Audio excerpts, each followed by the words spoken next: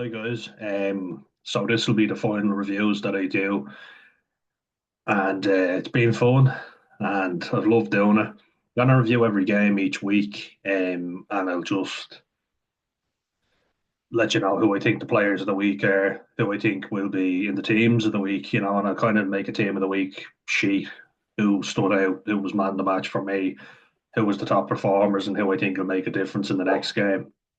Got these. I feel like Garen Noon because I got these Jaffa cakes with cola bottle flavor. I just feel like his videos where they're like, "How are you doing? Would you like a biscuit?" No, thank you. I can't have biscuits anymore. I'm a fat cunt. How are you getting on? I'm in the east. He's in the west. Follow me. I'm delicious. Anybody else like Garen's videos? I'm trying to think what he would say about these. I watched him do a video about Oreo Coke. Sounds disgusting. And he was there going, that tastes like a fucking candle. It says it has Oreo and it says it has Coke, and I can taste neither. But anyway, this is not a food channel. This is a mental health channel, but we also do rugby, and this is a rugby video. We'll leave the food stuff to Garen. Follow him, he is delicious. For this one, guys, we're reviewing Scotland. And have a look at their squad now, and then I'll go on to Italy, and that'll wrap it up. I will have finished all the squad reviews before the weekend, hopefully. Share my screen, which is now the mighty Scots.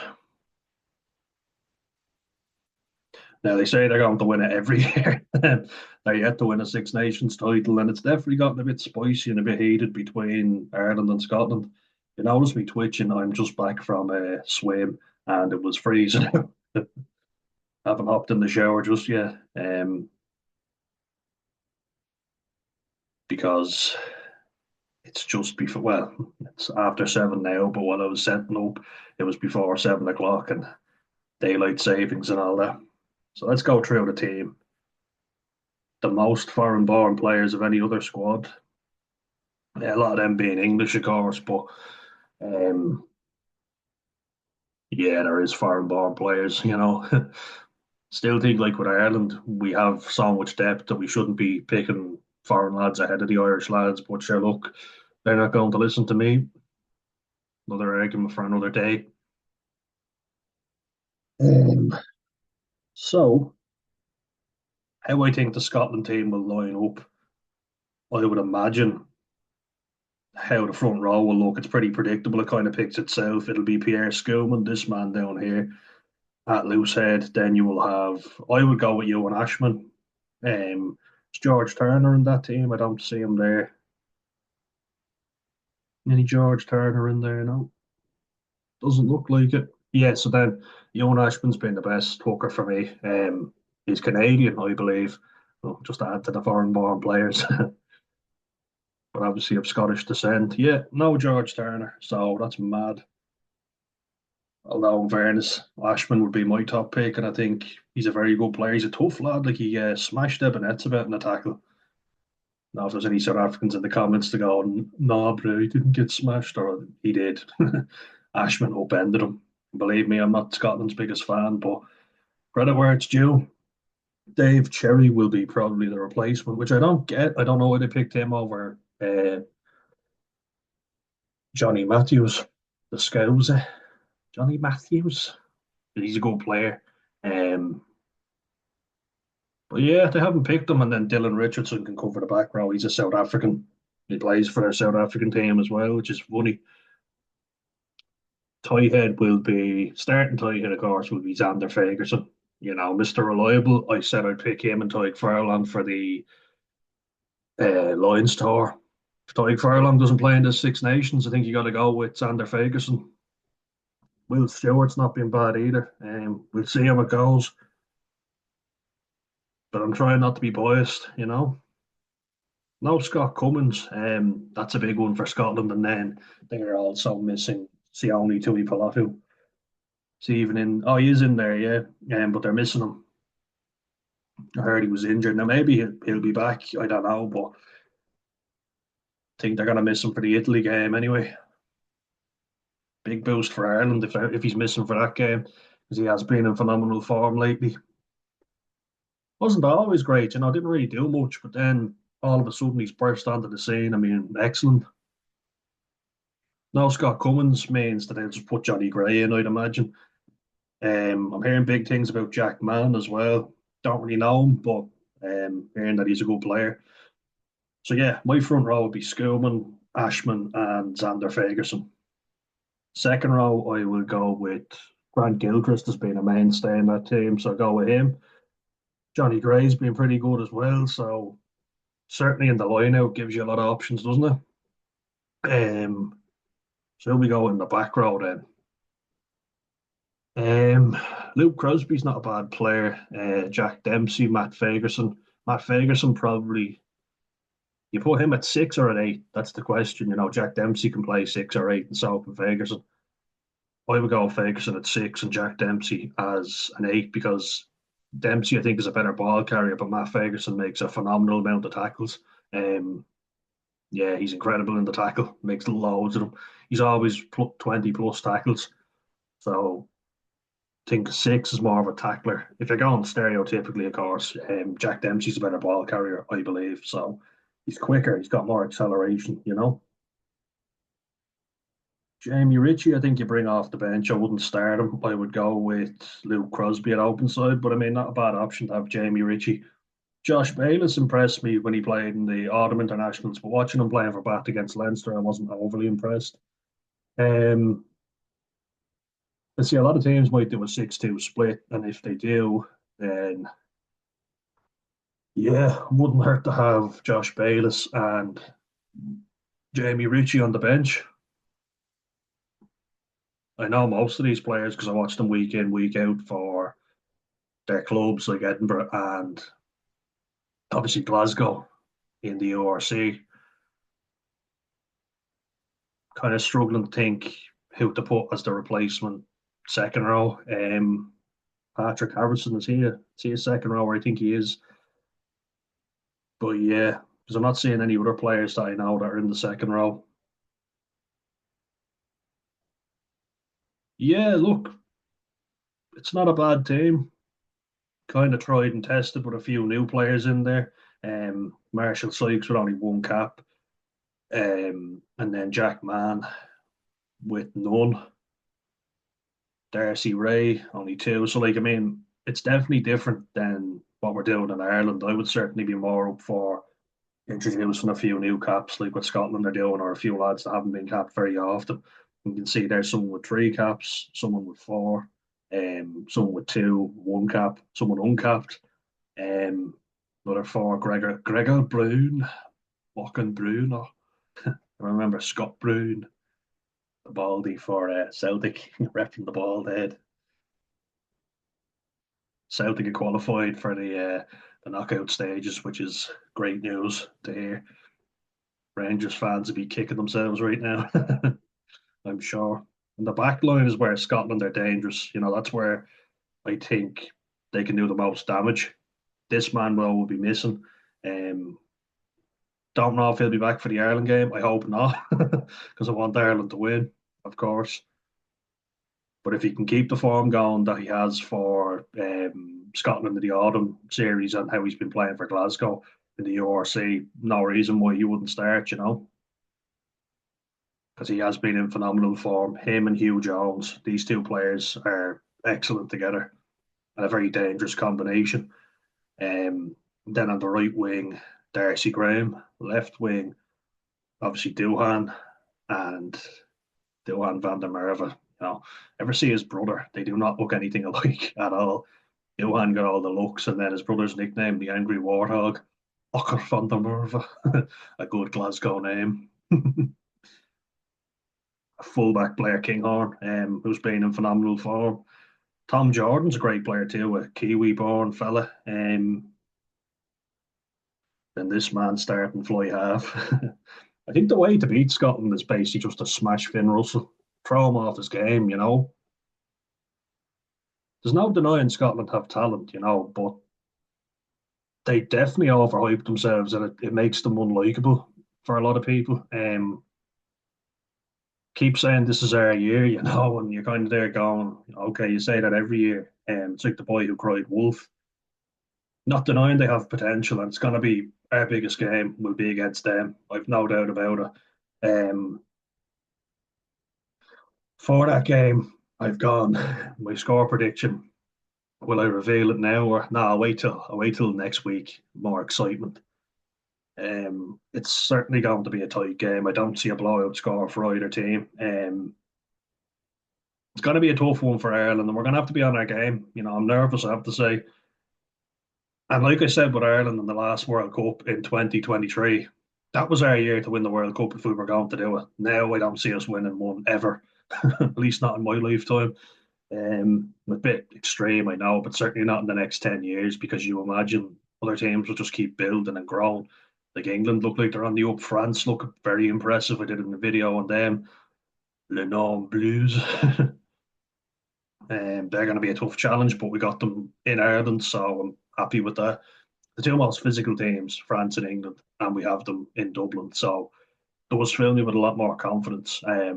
England announced their team as well. So no Ollie Slightholme at all, which I'm shocked to see, really. But yeah, that's what they picked. The centres, you kind of knew it picks itself. It's Henry Slade and Ollie Lawrence. They've put in Caden Merle, who I'm not very familiar with. I've seen him play. I think Slightholme's better, but sure, what do I know? Other than that, it's as you were in the back line. Alex Mitchell, I would have started, but I thought he was injured. He's actually back. So full strength England squad. And then double Curry in the back row. Remember that the McDonald's curry sauce, chips curry, double curry. Getting back to Scotland. Fergus Burke, Kiwi fella, who is now declaring for Scotland. He could have declared for England as well, I think. Yeah, a lot of the squads picked themselves. I think the most exciting one will be France for sure. The rest, you kind of know what you're doing. I imagine Stafford McDowell will come in for Tuipulotu. I thought Stafford McDowell was with Edinburgh. No, did he move to Glasgow? I haven't actually seen much of their games. I usually get the Irish provinces. I don't waste money getting loads of different channels, because TNT Sports one week, then BT, then Premier Sports. You can't keep up with all the subscriptions, and you appreciate the games more. You know what I mean? Um, so yeah, I haven't really been watching anyone other than the Irish provinces and whoever they happen to play against, with a few highlights here and there. But I've seen Stafford McDowell before playing at 12, and he looks like a decent enough player. It's a real well-to-do sounding name, isn't it? Stafford McDowell. What's your name? Stafford McDowell. Top of the morning. I don't know. Posh Scottish accent. Just think of Filth, the movie with James McAvoy, and his boss and that fella reading the novels who was a closet homosexual. Robbo. Yeah, I'm gonna go back into the URC webpage again. So that's the Scotland team. It pretty much picks itself. Where I think they'll be strong, that back line. That's what would worry me for Ireland. I think week one for Ireland, England's physicality is what's going to be key. We're gonna have to deal with that, you know. With Scotland, it's going to be the opposite. It's going to be nullifying this man, stopping Ben White from getting quick ball because he's fast, and then stopping the likes of Van der Merwe can be shut down easily enough. I think he's yet to prove himself against bigger teams. Scores loads of tries against England and then the smaller teams, but he gets nullified very easily when you see that against the likes of the All Blacks, Ireland, or South Africa. So yeah, he's definitely you can nullify him. You just starve him with ball. You're up in his face. Don't give him any chance to get on the ball. Crossfield kicks are something as well. The Finn Russell. loves to do. So if you come up on a high line, you do risk the ball being chipped in behind. So that's something we'll need to look out for. And they do have flyers who can run in behind you. Kinghorn, seeing Darcy Graham. Ireland miss a lot of tackles. We're going to need to put him down. They've got a lot of players who can break tackles, so we're going to have to be on our game. It's not going to be an easy match. Scotland against Italy. Don't want to say it's just Italy because they have definitely improved, and I'm going to review them as well. That will be the next video, but I do fancy Scotland to win. I fancy them to win with a bonus point, but I don't think it'll be a blowout. I think it'll be a comfortable enough win, but I do think Italy will give them a challenge, and we'll get to see what Scotland are all about and if they are serious contenders this year. But like I said with Ireland in the World Cup in 2023, which they did bottle, um,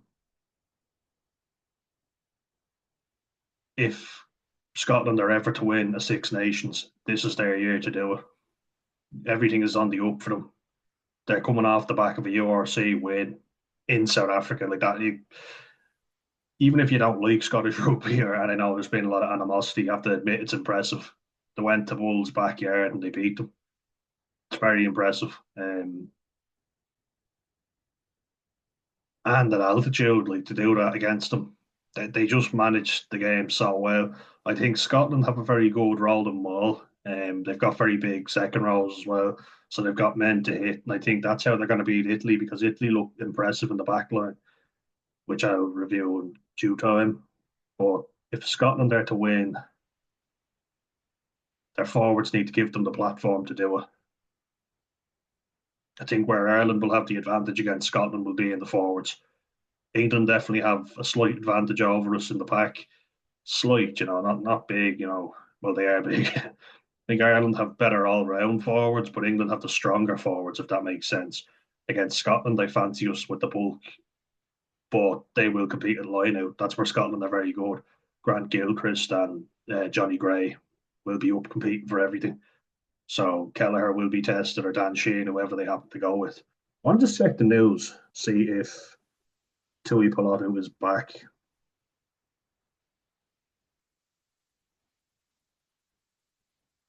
This is the under 20s team. Let's have a look. David Nusafora, former head of the IRFU.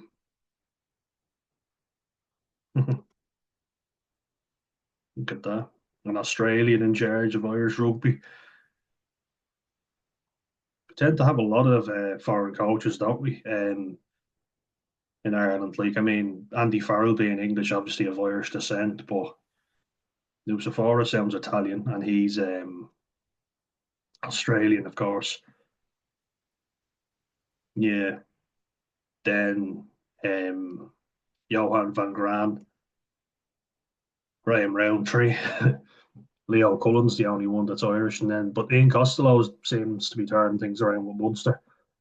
Whether they'll keep him on, I think make Mike Prendergast the coach for Munster. What's all the faffing? 4 months without a head coach, I heard. Watching them playing against the Dragons, got there in the end.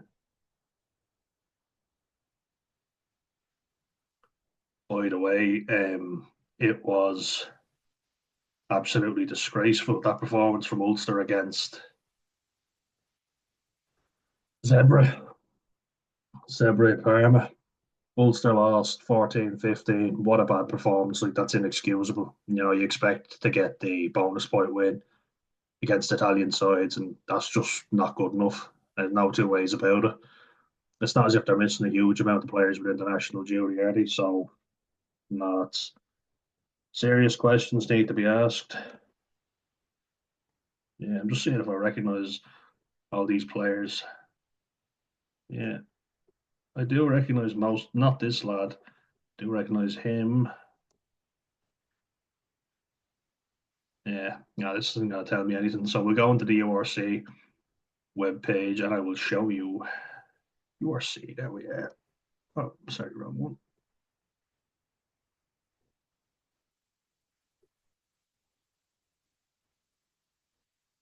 There we are. Just accept stats. I've already shown you this before. I do get it, but yeah, there we are. Glasgow. There we are. First and foremost, best attack is Glasgow. Munster ahead of Leinster now. Wasn't that impressive? More tries scored. Not as many meters gained. Not as many clean breaks either. But this is the thing, defenders beaten. So you've got the likes of Darcy Graham and Sione Tuipulotu, Hugh Jones. Lots of defenders beaten. Johnny Matthews leads the way in tries scored, which is very impressive.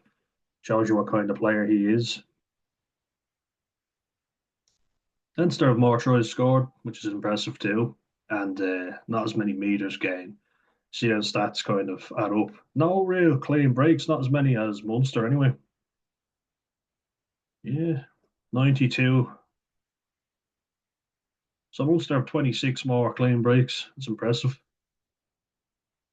A point scored, they're the first. Offloads fourth. Snyman being a literally large amount of them. The most tries scored and the most points scored. That's why they're top of the league. It's kind of a collective with Leinster, you know. That's why they're top of the league. I know I can sound critical of Leinster at times, but they have to win stuff.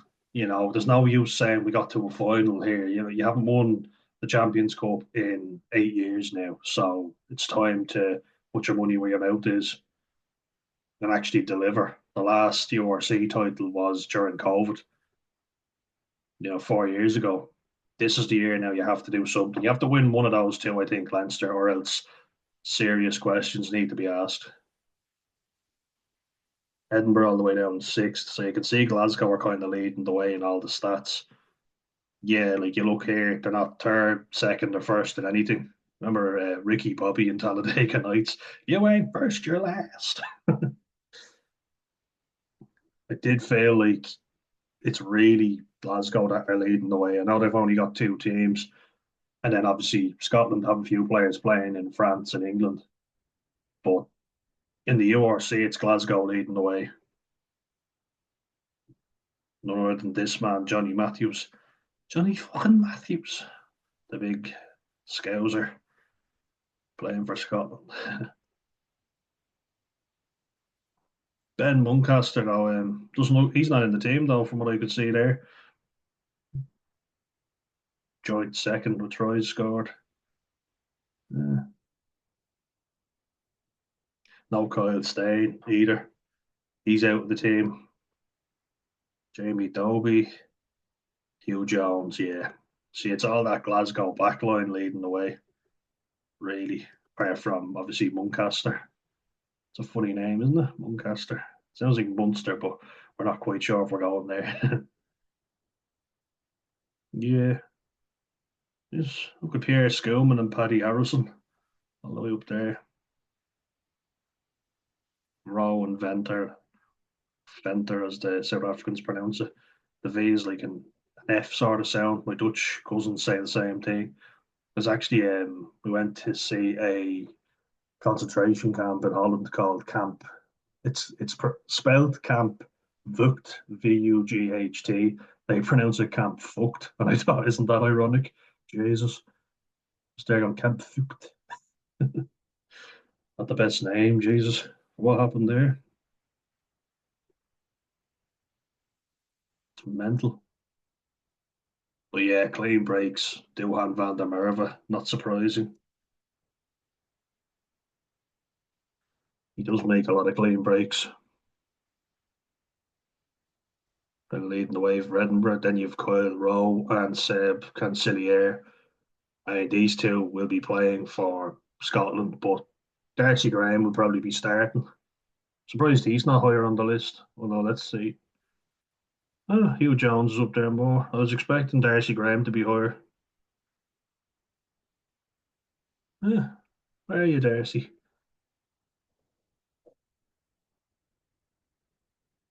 I was expecting him to be top of the list, actually, or up there anyway. Huh, unless I missed him. Did I miss Darcy Graham? I would have expected a lot more clean breaks from him. Don't think I have, but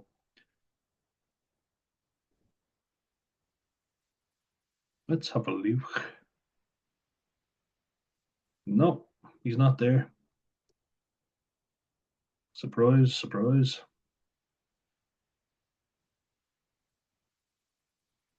They're not up on the top carries list though. Pierre Schoolman, there we are, leading the way with Edinburgh. Then Darcy Graham, there we go. Two Edinburgh men.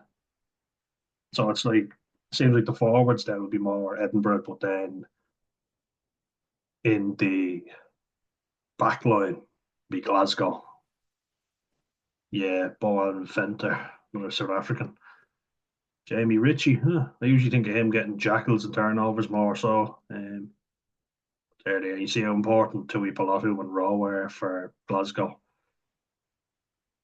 Hugh Jones and Tom Jordan both being very good.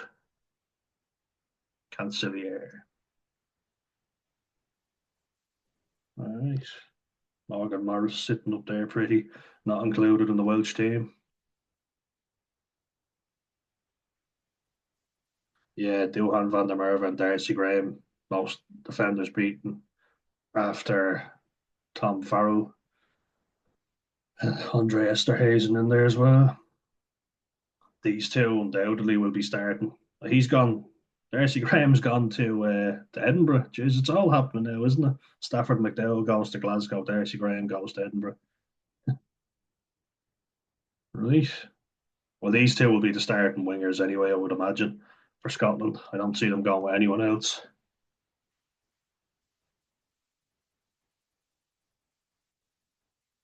Whereas Houston, Stain, and Dempsey Stain.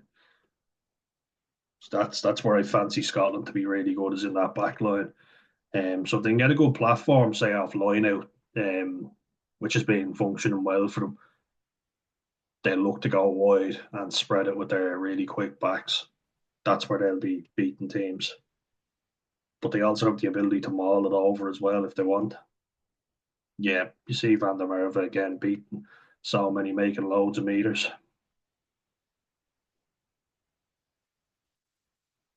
Impressive by Mike Haley though, leading the way. Tom Farrell doing well too. Let's see the next Scott. Yes, Darcy Graham. You see it there. Josh McCoy. Haven't even mentioned him yet. Another good player. Yeah, just confirms for me that they will be even more important for Scotland on the wings. Need them to perform, and then Blair Kinghorn, a fullback, undoubtedly. With Finn Russell pulling the strings. Take him out of the game though, and the whole thing malfunctions. They rely so heavily on Finn Russell. I think South Africa showed the blueprint on how to beat Scotland. Shut Russell down, and he will just overplay. He always overplays. He kicks the ball when it's not on. He tries a stupid pass. He always tries to do something flashy and flamboyant when taking the ball at the contact would be better. He always has to do something shiny. And that I think will cost them. There's another Tuipulotu. Do you want to bring him in? Mossesi. One plays for Edinburgh, the other plays for Glasgow. Oh, that'll be competitive in the midfield area. Wonder if they consider putting him into the team. Yeah, it's all the backline players leading the way. In terms of tackles now, let's have a look. The top tacklers are the Welsh and the Irish, by the looks of it. One Italian thrown in there for good measure.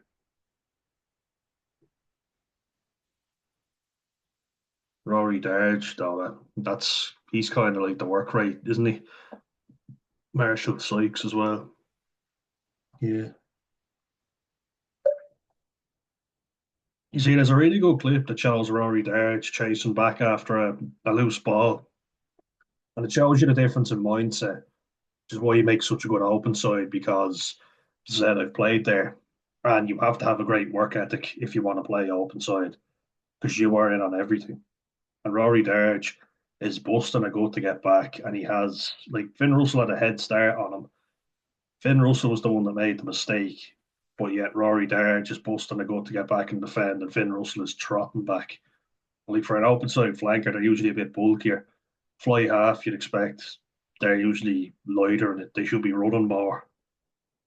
Russell couldn't care less. I think he's a selfish player. So while yeah, he's very good, he has a lot of talent. I just don't like his attitude. I think he cares more about the flashy trick than actually playing for the team. I just think he's too arrogant, and I think it'll cost Scotland. He overplays. He looks great against weaker teams with the crossfield kicks, but that's when you have a defensive line that's worn out. Like when they scored loads of tries against Wales, with Stain and Van der Merwe, the two two Scottish names, the two South African wingers playing for Scotland. And in Ireland, we have a Kiwi and an Australian playing on our wings. Though I hope Calvin Nash starts on the right wing. It's not as if like I don't know why they always pick foreign-born players as if they're better. In the Northern Hemisphere, we've a tendency to go shiny and foreign. They must be better. Not always the case. You know, like especially in Ireland, we've Shane Daly, we have Calvin Nash, Jacob Stockdale. Jeez, it's not as if James Lowe is flawless, but they seem to act like he is. He just gets away with making mistakes a lot more. That's what I think, anyway. Yeah, Marshall Sykes and Rory Darge leading in the tackle stats, and then Gregor Hiddleston. Oh my God, that's a good Scottish name for you.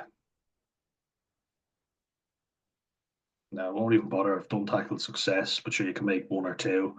Having a fly half in there tells you all you need to know. Overs. Jamie Ritchie would expect to be in this, and Rory Darge. Yeah, there he is. Matt Curry as well. Jamie Ritchie always loves going for a turnover. It's Rory Darge in there. Gregor Hiddleston as well. Fekatoa, I remember I was talking about that. Gets over the ball well. I hear actually that Tommaso Menoncello, who was being phenomenal, is out with the team for Italy. So big boost for Scotland, not so much for Italy. Hmm. Yeah, Darge is four. So joint 42nd. Geez, there's a lot of people in 42nd, isn't there?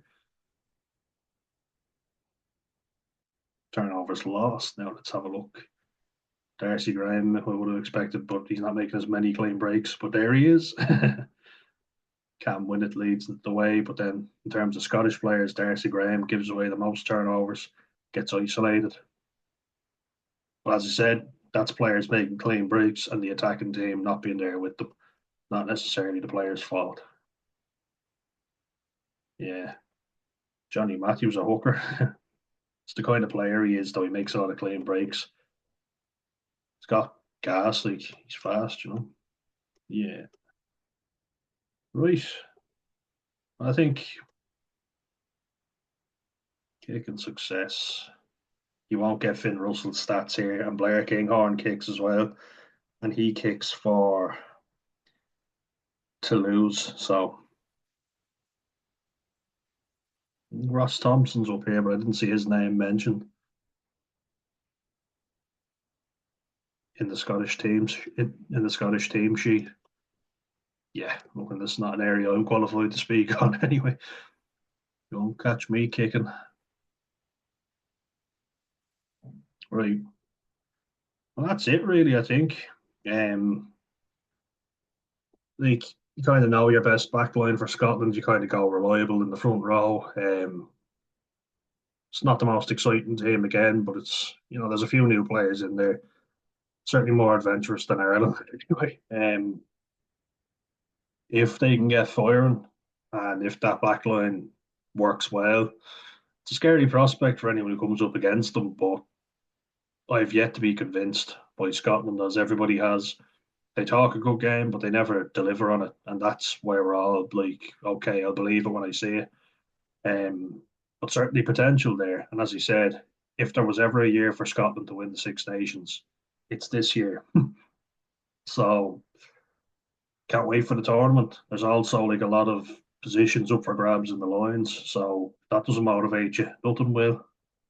So without further ado, guys, I will finish on that note and Era Abu, Era Abu, on Ireland. So exciting. Oh, Friday now. It's Wednesday, so 2 days. It's gonna be spicy.